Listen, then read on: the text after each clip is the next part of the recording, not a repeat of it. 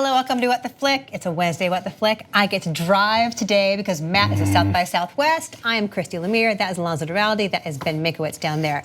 So we do a little movie news. We do some trailer stuff. We do a bunch of different fun things that may or may not involve actual film reviews as the day goes on. So thank you for joining us. Alonso just got back from South by Southwest. Matt is there now. Alonso just got back. Yes, due to a restraining order, neither Matt nor I can be there together. So can you be in the airport and go get barbecue at the airport together? Well, yeah, it's dicey, but you have to clear it with customs first.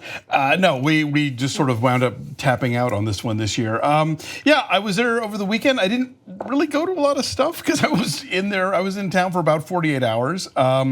The one movie that I did manage to watch was I got a screener ahead of time of the new movie from Yen Tan, 1985. Okay, how was that? It was great. It's really terrific. Yen Tan. Is that the year you graduated from high school? 84. No, I was 85.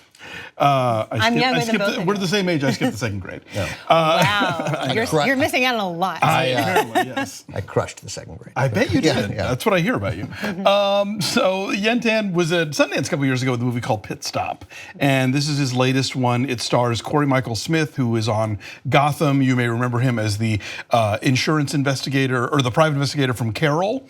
Okay. Who busts them at the truck stop or whatever. He plays a man who returns home to Texas from New York for Christmas in 1985, and he's a gay man in 1985. So in Texas, it's one of those stories where it might be his last Christmas. It is shot in black and white. His parents are played by Michael Chiklis and Virginia Madsen. Oh, that's a good cast. It's really beautifully done. It's very sensitively told.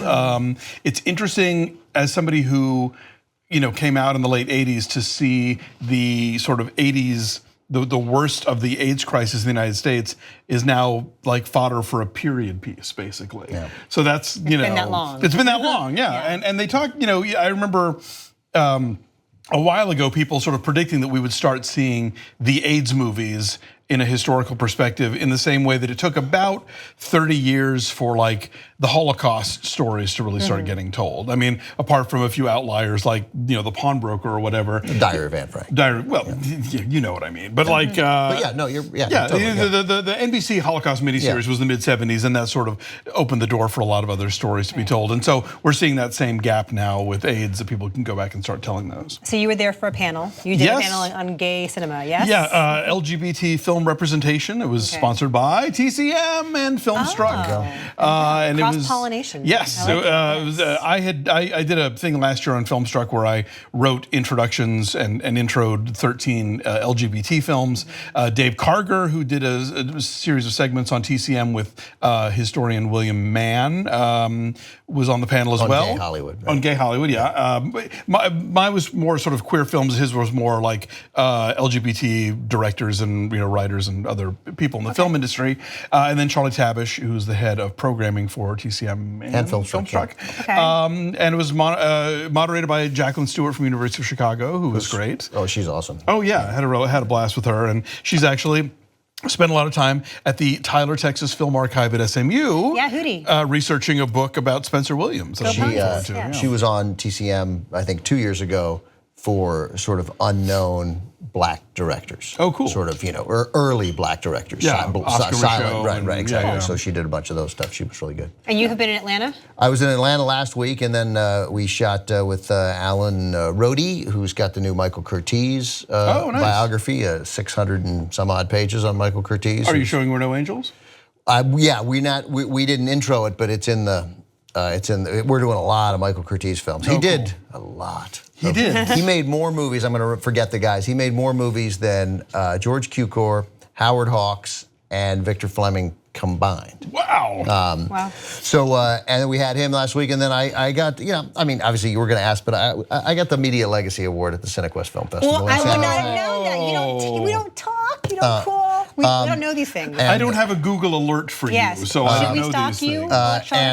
And it was a really good thing. Awesome. It was described in the San Jose Mercury News as a fascinating hour-long conversation with Turner Classic Movies host Ben Mankiewicz. But it was fun. But what was a big success there, I did not see it, but it was a huge success, was their closing night film. Charlie Sheen was supposed to come, but he didn't. What was the excuse for that? Brothers in Arms, which is Paul Sanchez's documentary about the making of Platoon.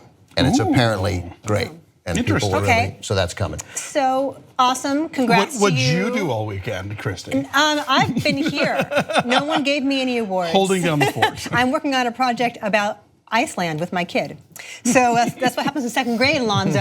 When you miss second grade, Yeah, you totally. miss out I on missed the Iceland do a report project. on Iceland. So I can barely spell Reykjavik. We're eating a lot of skyr. You know what skyr is? I do not. SKYR. It's like yogurt but thicker, and it's low in sugar, and it's delicious. It's like it's a traditional Icelandic meal. When whenever I eat, what I've been doing. Whenever I eat yogurt, I say this is good, but you know what will no make it better? skyr. It could be thicker. It could be just a and bit lower thicker. in sugar. Yeah, You should be That's dressed what as Bjork skyr right is. now. I know. Well, we're doing part of it's about Bjork. We watched a bunch of Bjork videos. Anyway, Nice. we have new movie news to talk to you about as well. It's the main thing we're talking about right now is Margot Robbie apparently is going to play Sharon Tate in Tarantino's Manson film. Right, to be released Yeah. in the summer of 2019, which would be the 50th anniversary of the murder. Yeah, like right around the day. Yeah. And so it reunites her with Leonardo DiCaprio from Wolf of Wall Street, which is the movie that made her a star. It reunites Leonardo DiCaprio and Brad Pitt both with Tarantino.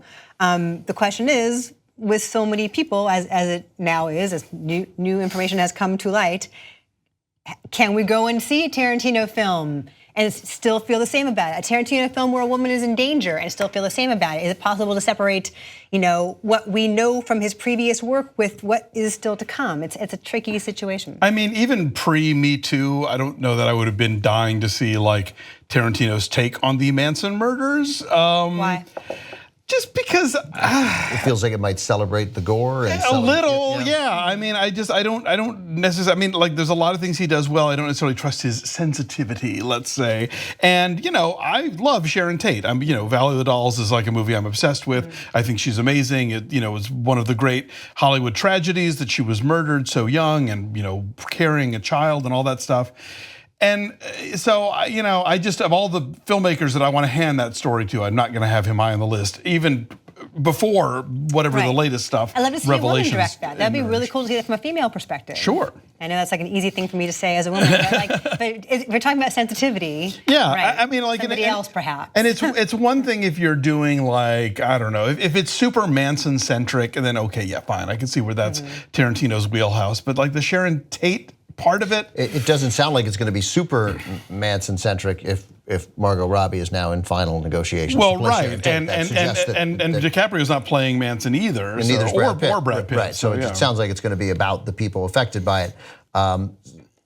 Yeah, so that's it. But we criticize sometimes filmmakers for making the same movie again and again. So maybe he's going to make a different kind of movie. Yeah, no, look, again, never say never. There's a lot of movies that on paper were like, ugh, no, and then you see them like, oh wow, what a revelation, what a surprise. I go into everything hoping to have my socks knocked off. Yes, DiCaprio plays Rick Dalton, former star of a Western TV series, and Pitt is his longtime stunt double, and they're struggling to make it in Hollywood.